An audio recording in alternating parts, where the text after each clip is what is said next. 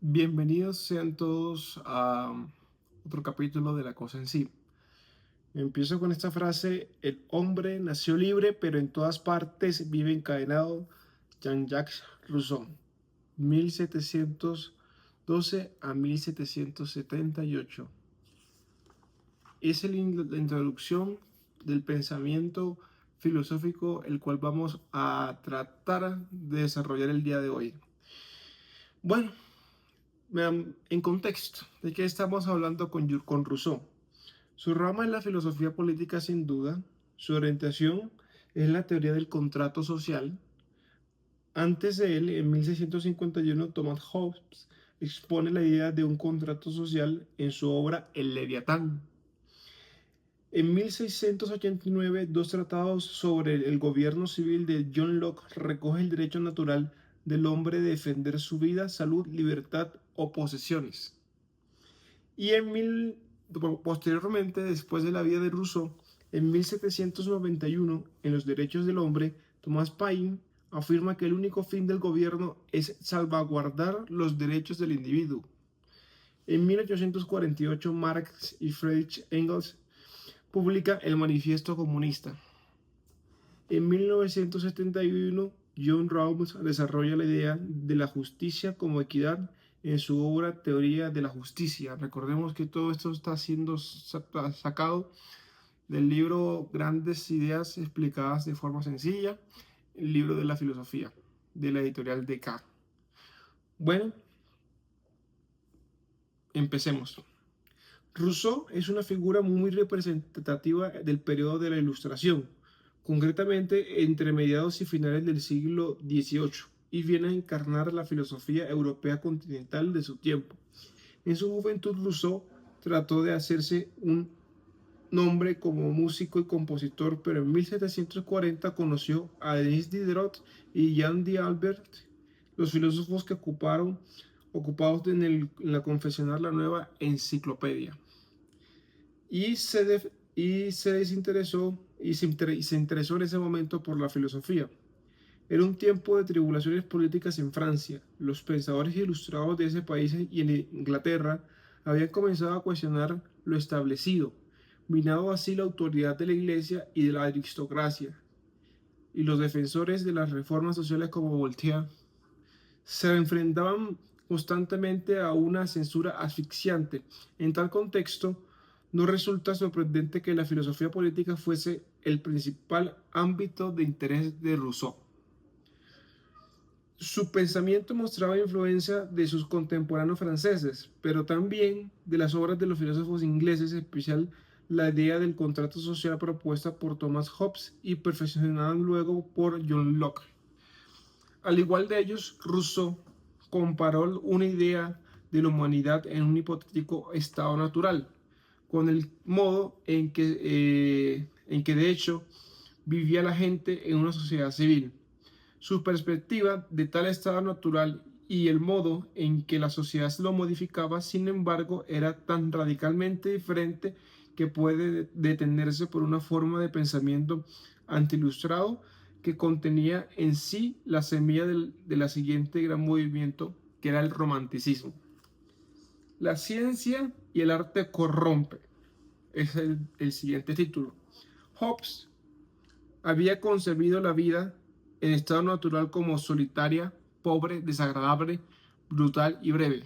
Leviatán, que es el libro de Hobbes, pues consideraba a la humanidad instintivamente egoísta e interesada, y a la civilización como una necesidad para poner coto a dichos instintos. Rousseau, en cambio, tiene una visión más amable sobre la naturaleza humana y entiende la sociedad civil como un poder mucho menos benéfico que Hobbes.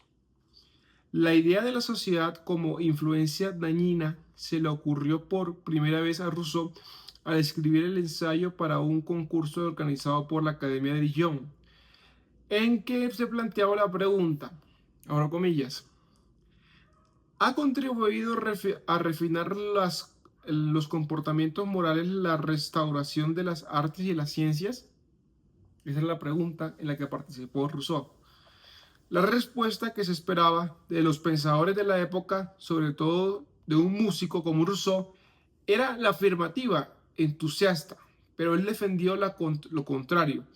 En su discurso sobre las ciencias y el arte, que es un libro de Rousseau, texto con el que ganó el concurso, precisamente, presenta la polémica idea de que las artes y las ciencias corrompen y merman la moral, y que lejos de mejorar la mente y las vidas humanas, operan en detrimento de la virtud y la felicidad. Es algo complejo, o sea, cuando uno va a hablar sobre Jean-Jacques Rousseau, había muchos, es un filósofo habla de política y para ponerlo en contexto trataba de hablar, estos filósofos que de corriente política trataban de buscar el bien social, o sea, de cómo nos organizamos como sociedad, de qué manera era la más adecuada de organizarse como sociedad, de qué, como individuos, qué papel tenemos dentro de la sociedad y qué nosotros como individuos le aportamos y qué nos aporta la sociedad a nosotros como individuos. Ese era el pensamiento de los filósofos sociales y eso era lo que se mantenía en ese preciso momento. Y las luchas eran esas. Entonces los filósofos franceses que en este boom, en ese momento que no, si bien no era cierto todavía la Revolución Francesa, pero se están dando el momento de Ilustración y Jean-Jacques Rousseau, que era uno de los exponentes más fuertes, que hablamos de la enciclopedia, eh, nos muestra firmemente esto. Eh, y pues dice que desde un momento final, pues desde un momento empieza a decir que las artes y las artes no, la ciencia corrompen, igual, por igual, no ni el uno ni el otro, que las dos corrompen. Y la ciencia, que era un movimiento que apenas estaban haciendo para esa época, movimiento. Digo yo movimiento porque ustedes saben que del siglo XVI, a partir de eso, pues la consideración del método científico de Descartes fueron cosas que van sucediendo casi que simultáneamente y se van considerando y después fueron parte de la historia, que por eso es que la podemos contar el día de hoy. La desigualdad de las leyes. Tras haber roto con el pensamiento dominante en su aclamado ensayo, Rousseau llevó a la idea un paso más allá en un nuevo texto, el discurso sobre el origen y los fundamentos de la desigualdad entre los hombres.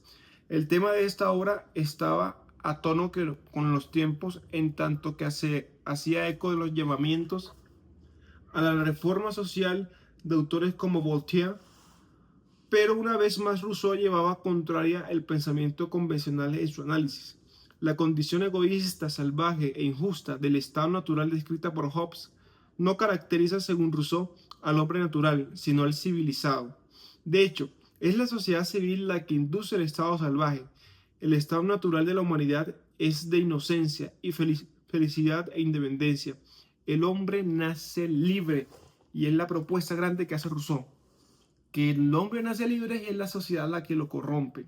Porque Thomas Hobbes, el creador del Leviatán, propone una cosa un poco más contraria. Decía que era un lobo y después la sociedad es la que va moldeando con las estructuras específicas al hombre, que lo van adecuando a vivir en sociedad, pero que el hombre nace animal, según Hobbes en su Leviatán. Rousseau dice lo contrario: el hombre nace libre, el hombre nace limpio, el hombre nace sin problemas. Es la sociedad de la que se viene a empezar a tener las corruptelas para poder manejar a la misma, pues. La sociedad corrompe, dice.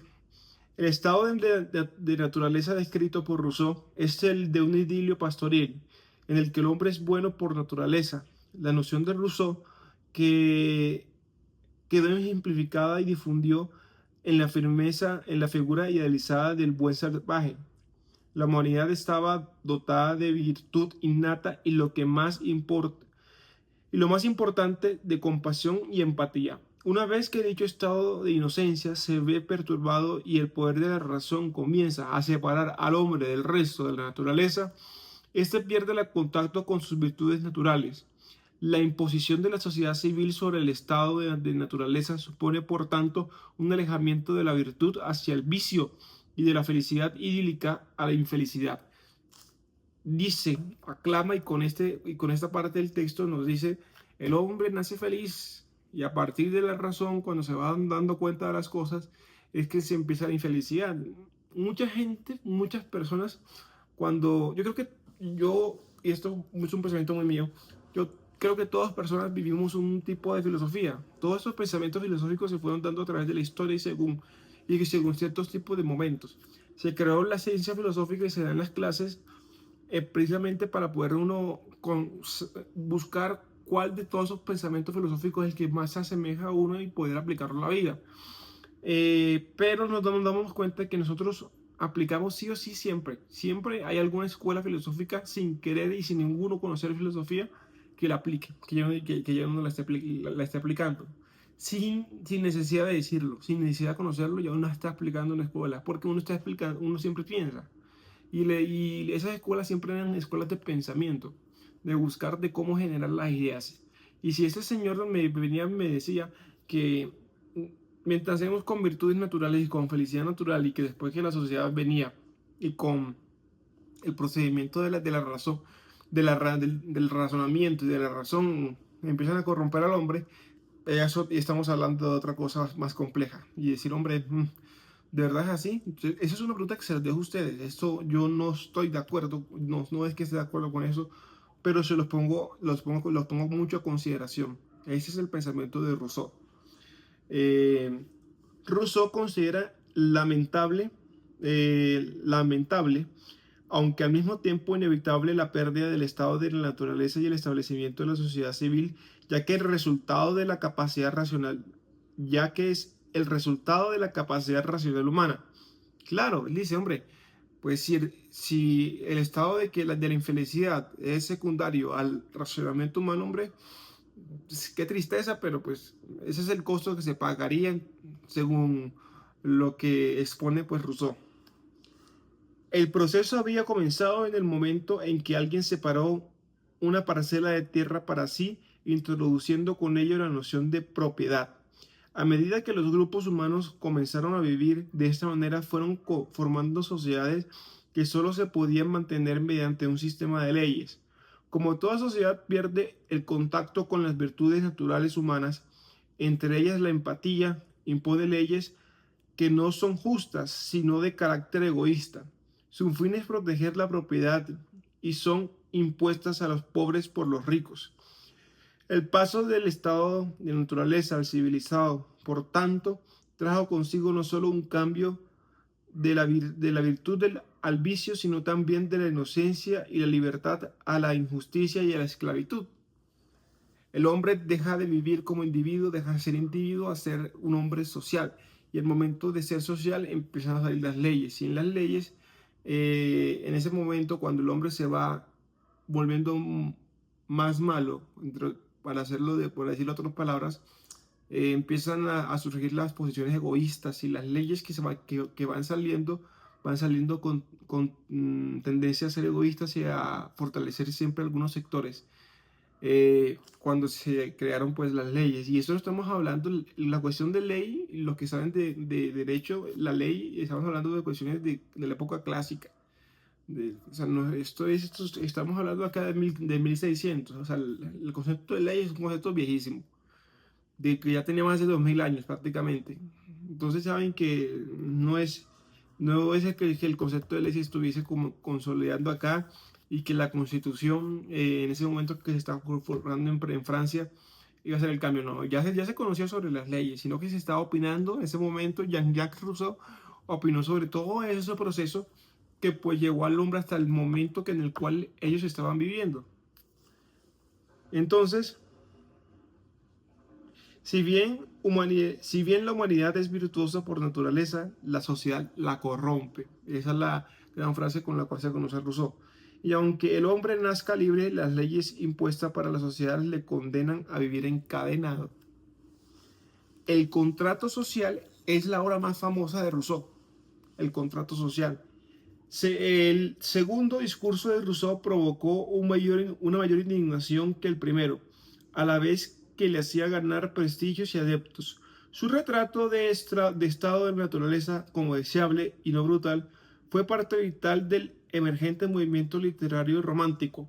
El llamamiento de Rousseau a la vuelta a la naturaleza y su análisis pesimista de la sociedad moderna como repleta de desigualdades y de injusticias, encajaba con el crecimiento descontento de la década de 1750, sobre todo en Francia.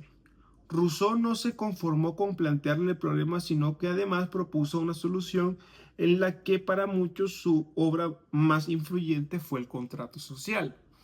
En el contrato social, Rousseau propone eso que debemos hacer como sociedad para, según él, poder vivir adecuadamente. Hoy mismo estamos hablando, pues, hay diferentes formas de sociedades, hay diferentes formas de vivir en sociedad. El contrato social es un libro que propone según las condiciones de la época una forma de vivir en sociedad, de incluso el Leviatán, el Príncipe de Maquiavelo, el Leviatán de Thomas Hobbes, Utopía de Tomás Moro. Todos estos libros tratan de hablarnos sobre una manera de vivir en sociedad o de una manera en cómo gobernar. Alguno de los dos, de que el bien común se pueda repartir adecuadamente y de poder beneficiar algunos tipos de clases o que todos queden felices. Esos libros prácticamente hablan de lo mismo. Habría que, no sé si aplicarlos en el contexto del día de hoy. Yo siempre he dicho, sería interesante, yo creo que no, si me da tiempo a mí o en algún momento, si alguien quiere añadirse a esta iniciativa, hacer una divina comedia una divina comedia de Dante Alighieri, pero en el contexto actual. A ver cuáles son los personajes que estarían ahí. Sería como que interesante proponerlas. Bueno, entonces las dejo ahí. Continuemos. Ese es un pensamiento que pone en la parte de Rousseau. La tranquilidad puede hallarse también en las mazmorras, pero basta eso para hacer de ellas lugares deseables para vivir. Era la pregunta que se hacía Jean-Jacques Rousseau. Rousseau comienza su libro con la declaración desafiante: el hombre nace libre, pero en todas partes vive encadenado. Recibida como llamamiento a un cambio tan radical que sirvió como divisa durante la Revolución Francesa 27 años más tarde, lo dije, eso sucede en poco tiempo. Tras lanzar su desafío, Rousseau expone su visión de una sociedad civil alternativa, dirigida no solo por la aristocracia, la monarquía y la iglesia, sino por todos los ciudadanos, los cuales participarán en los asuntos legislativos, en los que respecta al modelo de las ideas republicanas clásicas de la democracia. Rousseau imaginaba a la creación de un cuerpo unitario de ciudadanos que prescriben leyes conformes a la voluntad general. Las leyes procederían de todos y se aplicarían a todos, ya que todos serían considerados iguales. En contraste con el contrato social concebido por Locke, pensado para proteger los derechos y la propiedad de los individuos, Rousseau la entrega del poder legislativo al pueblo como un todo, para beneficio de todos y administrado por la voluntad general. Rousseau considera que la libertad de participar en el proceso legislativo resultaría en la eliminación de la desigualdad y la injusticia, y que esto daría lugar a un sentimiento de pertenencia a la sociedad, que acabaría conduciendo de forma inevitable a la libertad, igualdad y fraternidad, que iba a convertirse en el lema de la nueva República Francesa.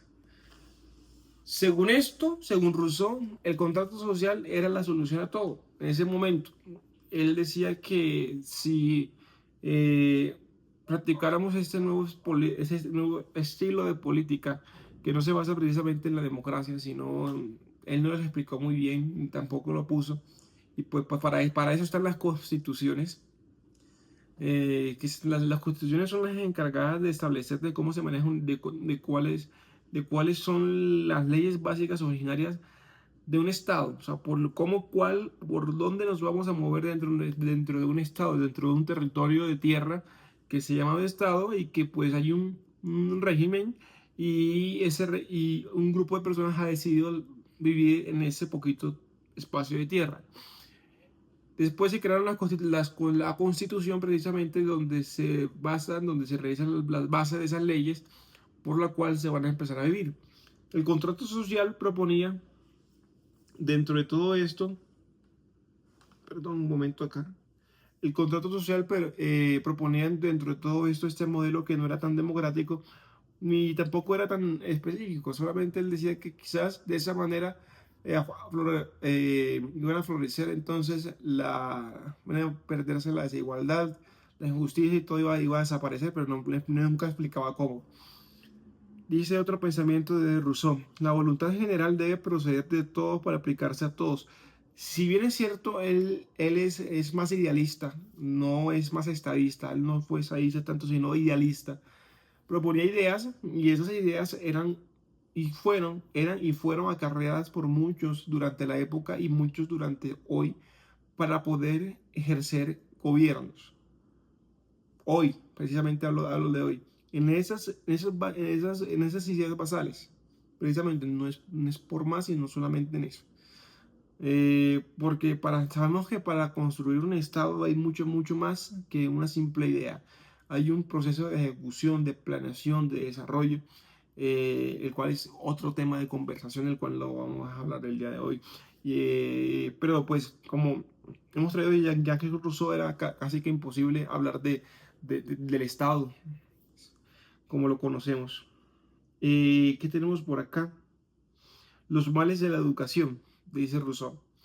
En otro libro publicado en ese mismo año llamado Emilio o de la educación, Rousseau amplía la cuestión y explica que la educación fue la responsable de corromper el estado de la naturaleza y de perturbar los males de la sociedad moderna.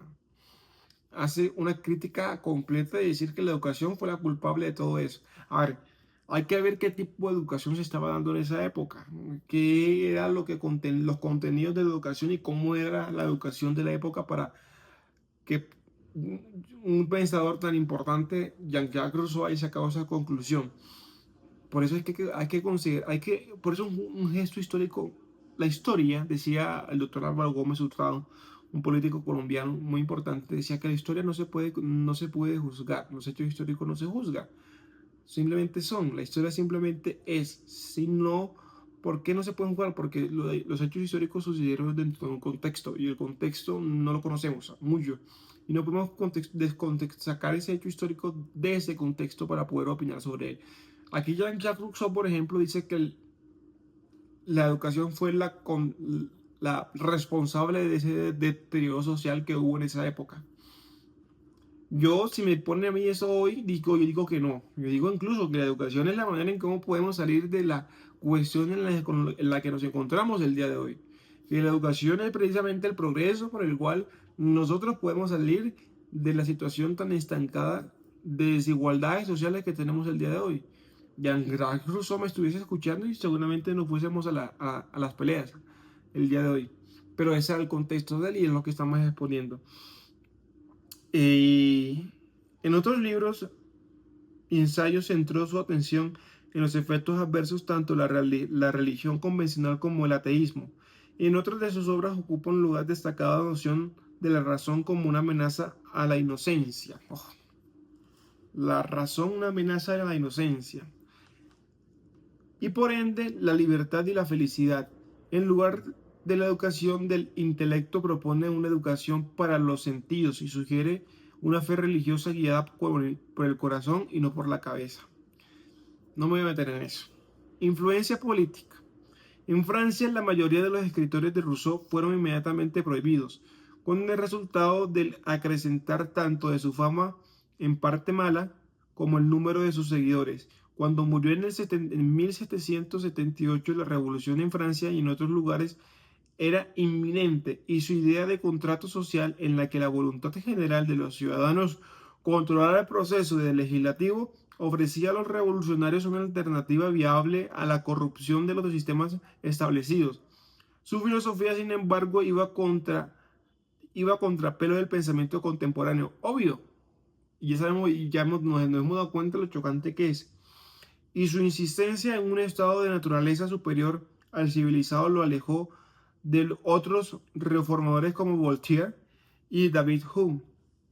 La influencia política de Rousseau fue más notoria durante el periodo revolucionario inmediatamente posterior a su muerte.